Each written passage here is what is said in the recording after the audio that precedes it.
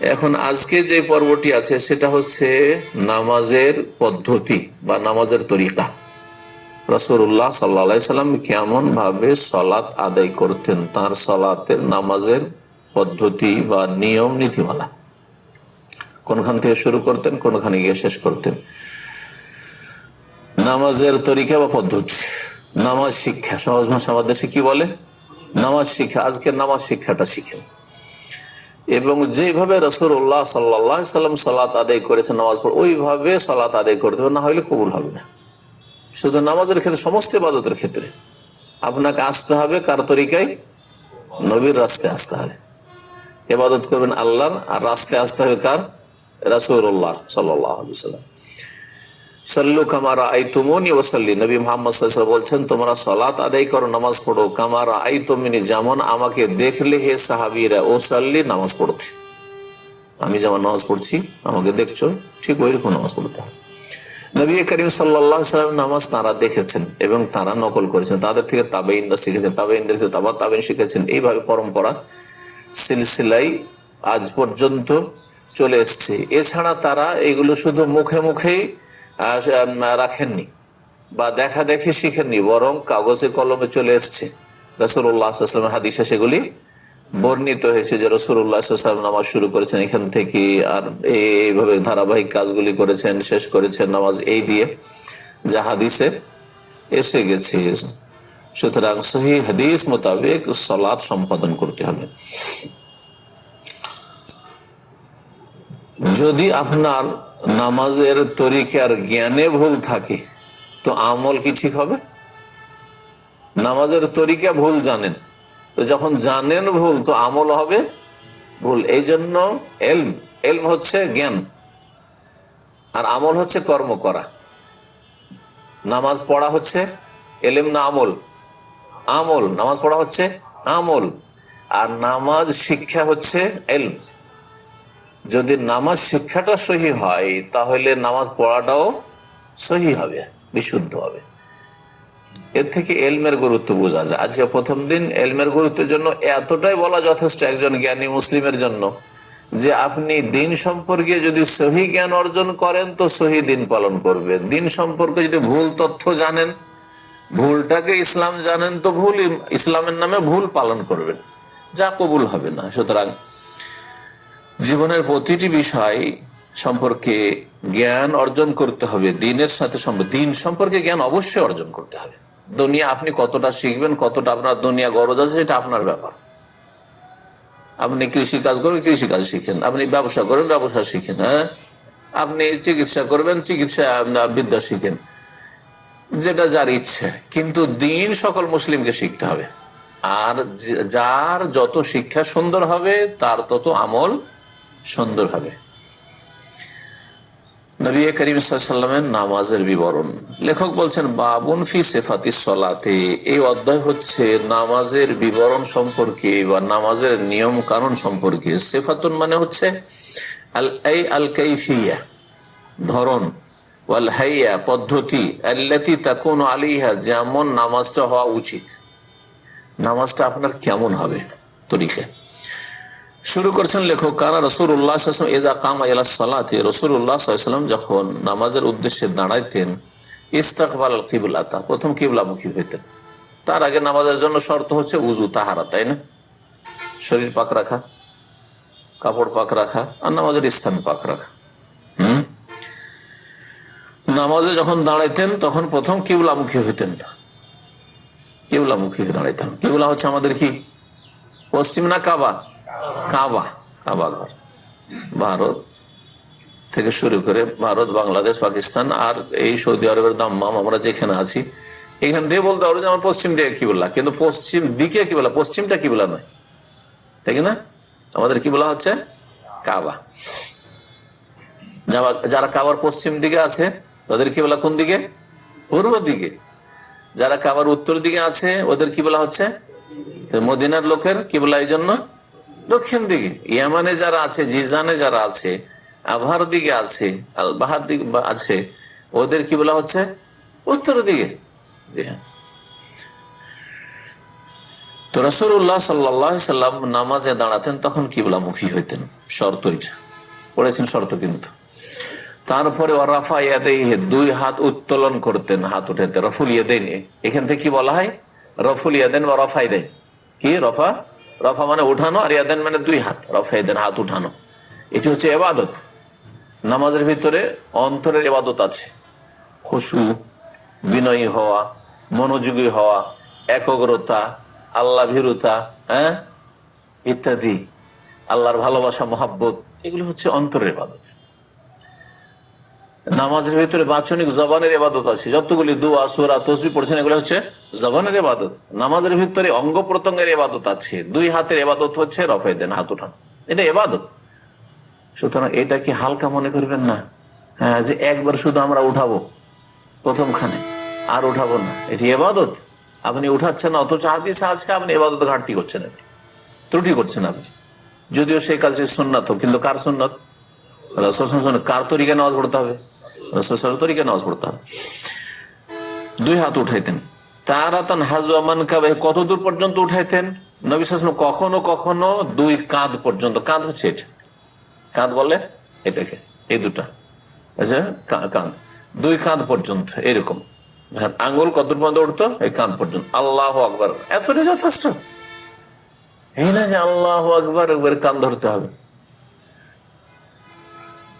যারা কোরআন সুন্নাহর আলেম, তারা এই যুগে নয়, ইমাম শাফিঈর যুগে বিদআতীদেরকে চিহ্নিত করতেন এই রফা ইয়াদাইন দিয়ে কতদূর পর্যন্ত হাত উঠায়।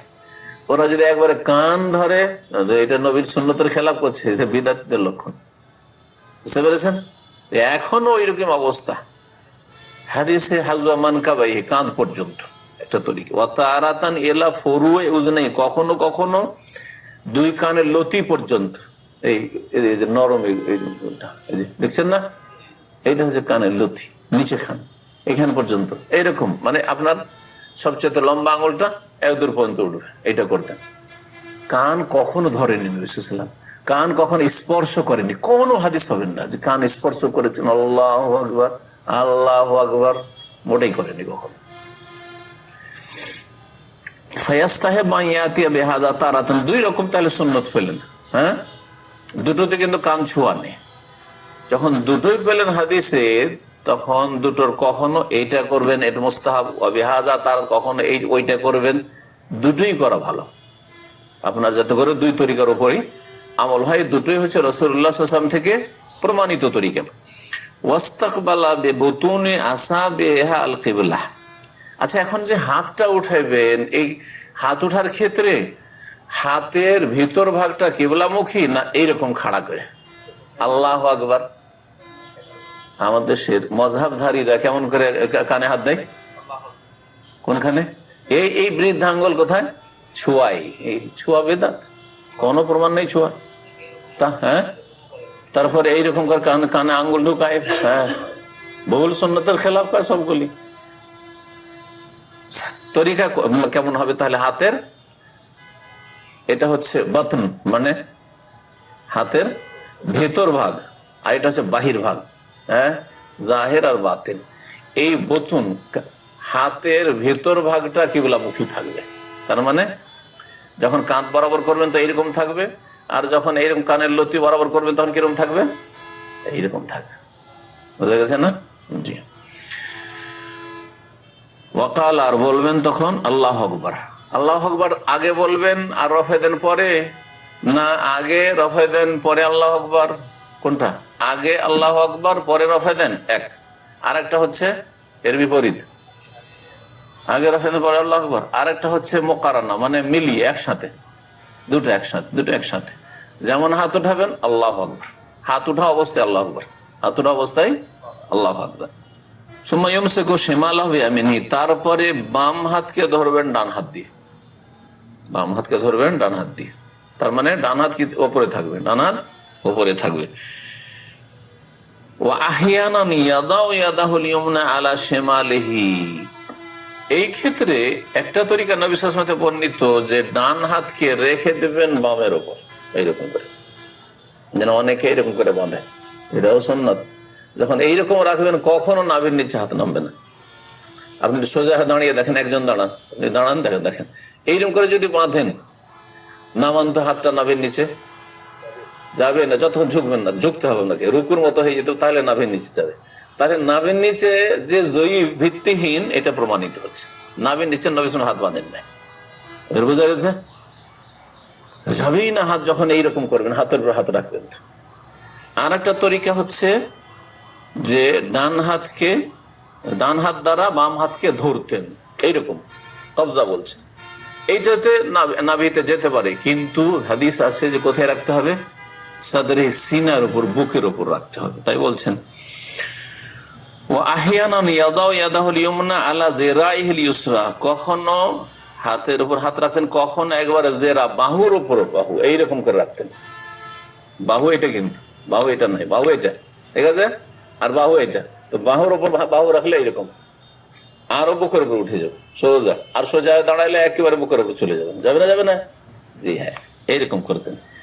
তাই লেখক এখানে তিনটা তরিকা বর্ণনা করেছেন। একটা হচ্ছে এইভাবে ধরা, ডান হাত দিয়ে বাম হাতকে ধরা। আর একটা হচ্ছে ডান হাত রাখা বাম হাতের ওপর, হ্যাঁ, এইরকম করে রাখা। আর একটা হচ্ছে ডান হাত বাম কিসের ওপর? বাহুর ওপর রাখা, এরকম বাহুর ওপর রাখা। ওয়াদাহুমা আলা সাদ, দুই হাতকে কোথায় রাখবেন? আলা সাদরিহি, বুকের ওপর। সাদর মানে হচ্ছে বুক, বক্ষ, পেটের ওপর নাই। অনেকে মাঝে মাঝে পেটের ওপর রাখে না, পেটের ওপর রাখা সুন্নত নাই, নাভির নিচেও সুন্নত নাই, জয়ীফ হাদিস, একবার সর্বসম্মতি করবে জয়ীফ, দুর্বল হাদিস। আর পেটের ওপর না, অনেকে একটু উঠাই দিয়ে পেটের ওপর রাখে, ওটাও না, সিনার ওপর। সিনা মানে এই হাড্ডির ওপর হইতে হবে, জি, তাহলে সিনা হবে। সোম্মায়াস্তাফতিহ, তারপরে ইস্তিফতা করবেন, মানে নামাজের শুরুর দোয়া পড়বেন। ইস্তিফতা দোয়া হচ্ছে যেটাকে আমার দেশে প্রচলিত ভাষায় সানার দোয়া বলে। হ্যাঁ, সানা মানে আল্লাহর গুণগান। যেই দোয়াটি পড়া হয় দেশে, সুবহানাকার দোয়াটি, তাতে আল্লাহর গুণগান রয়েছে, এই জন্য ওটার নাম পড়েছে দেশি পদ্ধতিতে যে সানা পড়লাম, কিন্তু আসলে হাদিসে সানা শব্দ নেই, ইস্তিফতা আছে, মানে প্রারম্ভিক দোয়া, প্রারম্ভিক দোয়া মানে শুরু করার দোয়া। তাকবীরে তাহরিমার পরে যে দোয়া দিয়ে কি করবেন? নামাজ শুরু করছেন, ইস্তিফতার দোয়া। নবী করিম সাল্লাল্লাহু আলাইহি সাল্লাম এখানে এই যে শুরুতে যে দোয়াটি পড়তেন, একটি দোয়া না, 8টির বেশি দোয়া বর্ণিত হয়েছে। তার মধ্যে প্রসিদ্ধ 3টি দোয়া আপনাদেরকে বলে দিচ্ছি, প্রসিদ্ধ 3টি দোয়া বলে দিচ্ছি। কার কয়টি দোয়া মুখস্থ আছে আপনাদের? হ্যাঁ, একটা তো সবার আছে, দুটো। হ্যাঁ, জায়নামাজের যেটা পড়া হয় ওইটা একটা হয়ে গেল। আর একটা সুবহানাকা, আর একটা মুখস্থ নেই, অথচ এটা বুখারীতে আছে। কোনটা? আল্লাহ বাইদ বাইনি। তো 3টা হয়ে গেল। এই 3টি জেনে নেওয়া যথেষ্ট। এছাড়া বড় বড় দোয়া আছে, ছোট আছে। তো এই 3টি দোয়া যদি নিয়ে নেন, তো আল্লাহ বাইদ বানি বুখারী, মুসলিমে আছে। ইন্নী ওয়াজহাতু ওয়াজহিয়া লিল্লাযী ফাতারাস সামাওয়াতি, সহিহ মুসলিমে আছে, বুখারীতে নেই, মুসলিমে আছে। আর সুবহানাকা আবু দাউদ, নাসাঈ, সুনানের কিতাব আছে, বুখারী মুসলিমে নেই। মানে 3টের একটা ধরবেন না, চেষ্টা করবেন যে এই 3টে মুখস্থ, কখন এইটা পড়লেন, কখন ওইটা পড়লেন। যখন দেখছেন যে ইমাম হচ্ছে এক্সপ্রেস, যেমন বাংলাদেশে হানাফি ইমাম এক্সপ্রেস, ও আল্লাহ বাইদ বানি পড়তেই দিবে না, ঠিক না? এখানে হাম্বলি ইমাম গুলো এক্সপ্রেস খানিকটা, ও তাতে ওই সুবহানাকাই পড়বে। হ্যাঁ, তো তখন আপনাকে আল্লাহ বাইদ বানি ধরেলে ওলাদ দলেন আমিন হয়ে যাবে, তো তখন একটু বড় আছে এটা। কিন্তু দেখো, যখন দেখবেন যে হাদিস ইমামের পিছনে নামাজ পড়ছেন সুন্নতি, অথবা সৌদি আরবের ইমাম অনেকে আছেন যে আল্লাহ বাইদ বানি পড়ে বা ইন্নী ওয়াজহাতু পড়ে, চেঞ্জ করে, যারা আলেম ইমাম তারা, তখন জানা আছে যে ইমাম লম্বা সানা পড়ে, এখানে ইস্তিফতার দোয়া পড়ে, তখন আপনি আল্লাহ বাইদ বানি পড়ে, ইন্নী ওয়াজহাতু ওয়াজহিয়া পড়েন। ওয়ালাম ইয়াকুন সাল্লাল্লাহু ইউদাম আলা ইস্তিফতাহিন ওয়াহিদ, নবী সাল্লাল্লাহু আলাইহি সাল্লাম কন্টিনিউ একটা ইস্তিফতার দোয়া পড়তেন না, যে শুরুর একটি দোয়া যে ধরে নিতেন যে ওইটাই পড়বো, সব সুবহানাকাই শুধু চলছে, আল্লাহ বাইদ বানি শুধু চলছে, বা ইন্নী ওয়াজহাতু শুধু চলছে, এরকম করতেন না, কিন্তু এরকম করতেন না। ফাকুল্লুল ইস্তিফতাহাতি সাবিতাতি আনহু ইয়াজুজুল ইস্তিফতাহু বিহা, নবী সাল্লাল্লাহু আলাইহি ওয়াসাল্লাম থেকে যতগুলি নামাজ শুরু করার দোয়া আছে তাকবীরে তাহরিমার পরে, সবগুলি দ্বারা নামাজ শুরু করা জায়েজ, জায়েজ না বরং সুন্নাত। হ্যাঁ, সবগুলি সুন্নাত।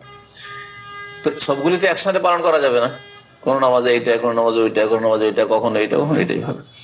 ওয়ামিনহা, তার একটি হচ্ছে সুবহানাকা আল্লাহুম্মা ওয়া বিহামদিকা ওয়া তাবারাকা ইসমুকা ওয়া তাআলা জাদ্দুকা ওয়ালা ইলাহা গায়রুকা, এতে শুধু আল্লাহর গুণগান আছে, এতে আল্লাহর কাছে কিছু চাওয়া আর বিষয় উল্লেখিত হয়নি।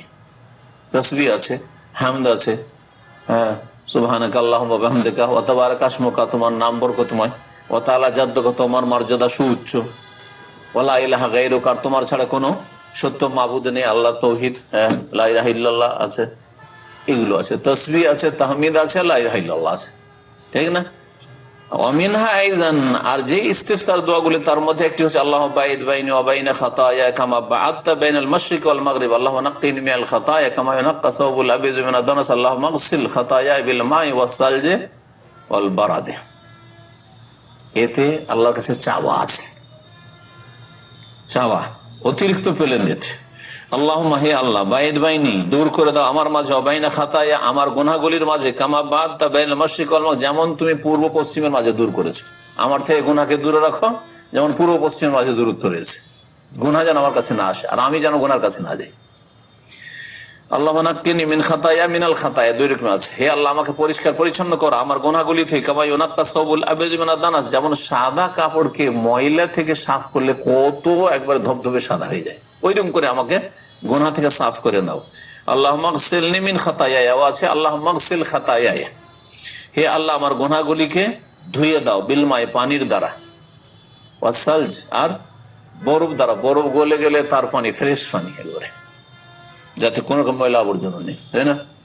ওয়াল বারাদ, এবং ওই যে শিলা বৃষ্টি, বৃষ্টির সময় যে পাথর বর্ষে শিলা, ওটা গলে গেলে ওইটা হচ্ছে আসল ডিস্টিল ওয়াটার, হ্যাঁ, মিনারেল পানি, ওটা হচ্ছে আসল পানি, খাঁটি পানি। ওই পানি দিয়ে ধুলে কাপড় কত পরিষ্কার হয়, যেই পানি মানুষ খেতে পায় না, হ্যাঁ, এইরকম পানি দিয়ে ধুয়ে দাও আর গুনাহগুলি খেয়ে। ওয়াগায়রা যালিকা মা ওয়ারাদ, এছাড়াও অন্যান্য যেগুলি বর্ণিত হয়েছে তার মধ্যে একটি বললাম, ইন্নী ওয়াজহাতু ওয়াজহিয়া লিল্লাযী ফাতারাস সামাওয়াতি ওয়াল আরদা হানিফাম, হ্যাঁ, মুসলিমা ওয়া কানা মিনাল মুশরিকিন। তারপরে আর কিছু, লা শারীকা লাহু ওয়া বিযালিকা উমিরতু ওয়া আনা মিনাল মুসলিমিন। এটা দেখেন আমাদের দেশের হানাফি ভাইরা তাদের না জানার কারণে, দিন সম্পর্কে জ্ঞান না থাকার কারণে পড়ে, কিন্তু সহি জায়গায় পড়ে না ভুল জায়গায় পড়ে? ভুল জায়গায় পড়ে। কোথায় পড়ে? জায়ে নামাজের দোয়া, নাম হলো জায়ে নামাজের দোয়া, পড়ে তাকবীর তাহরিমার আগে, অথচ সহি মুসলিমে আছে যে নবী সাল্লাল্লাহু আলাইহি ওয়াসাল্লাম কাব্বারা তাকবীর দিলেন, সুম্মা কালা, তারপরে বললেন ওয়াজহাতু ওয়াজহিয়া লিল্লাযী ফাতারাস সামাওয়াতি। কত হাদিস বিরোধী নামাজ, কত নবীর তরিকা বিরোধী নামাজ। নবীর তরিকা বিরোধিতা করার জন্য ওটা কি হয়ে গেল? সুন্নতের জায়গায় কি হয়ে গেল? বেদাত হয়ে গেল। এই জন্য আমি আমার নামাজের পদ্ধতির আলোচনাগুলি যেগুলি আছে পুরোনো যুগ থেকে, তাতে বলেছি যে আমাদের দেশের প্রচলিত হানাফিদের নামাজ 3 বেদাত দিয়ে শুরু হয়। 3 বেদাত দিয়ে, একটা বেদাত দিয়ে, এক বেদাত হচ্ছে নাওয়াইতো পড়া, নিয়ত এখানে অন্তরে করতে হয়, এরা নিয়ত পড়ে। 2 নম্বর বেদাত হচ্ছে, হ্যাঁ, ইক্তাদাইতু বিহাযাল ইমাম ওয়ালা মুক্তাদির, আমি ইমামের ইক্তিদা করলাম, আর ইমাম বলবে আনা ইমামুন, আমি ইমাম হয়েছি, লিমান হাজারা, যারা তোমরা এসেছো, ওয়ামান লাম ইয়াহজুর, যারা হাজির হয়নি। বুঝে? 2য় বেদাত হলো। 3য় বেদাত হচ্ছে জায়ে নামাজের দোয়া পড়া, জায়ে নামাজের দোয়া পড়া, এ হচ্ছে 3য় বেদাত। বেদাত ছাড়বেন না? ছাড়বেন না? না বেদাত দিয়ে নামাজ শুরু করবেন? নবীর তরিকার নামাজ পড়বেন। আমি কার কোন তরিকা বলেছি?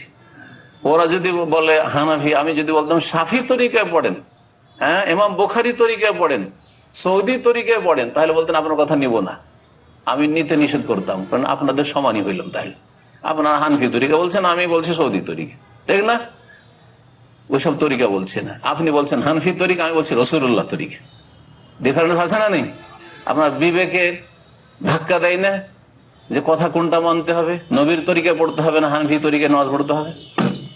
আর তারপরে আবু হানিফা এই বেদাতি নামাজ থেকে সম্পর্ক ছেদ করে বাড়ি, কোনো সম্পর্ক নেই তার। আবু হানিফা রাহিমাহুল্লাহ এই নিয়ত পড়া বেদাত শিখাননি, জায়ে নামাজের দোয়ার বেদাত শিখাননি, হ্যাঁ, ইক্তাদাতু বিহাযাল ইমামের বেদাত শিখাননি। এগুলো পরবর্তী নকলি হানফিরা শুরু করেছে, জাল হানফিরা শুরু করেছে। আবু হানিফার কিতাবে কেউ প্রমাণ দিতে পারবে না, আবু হানিফার উক্তিতে কেউ প্রমাণ দিতে পারবে না যে এসব দিয়ে নামাজ শুরু করেছেন তিনি। হ্যাঁ, আবু হানিফা রাহিমাহুল্লাহর কাছে নামাজের বিভিন্ন তরিকাতে, যেমন আল্লাহ বাইদবানি উনি বলেননি, শুধু সুবহানাকা বলেছেন, এটা বলতে হবে। কিন্তু নিয়ত পড়ার বেদাত আবু হানিফা করবেন, এই বেদাত করেনি উনি, তিনি বেদাতই ছিলেন না। অনেকগুলি সহিহ হাদিস হয়তো পৌঁছেনি সেই যুগে, সেই জন্য যেটা পৌঁছেছে ওইটা হিসাবে ফতোয়া দিয়েছেন তিনি, কিন্তু এই বেদাতি নামাজ পড়েননি, যে বেদাতি নামাজ আজকালকার হানাফিরা পড়ে থাকেন।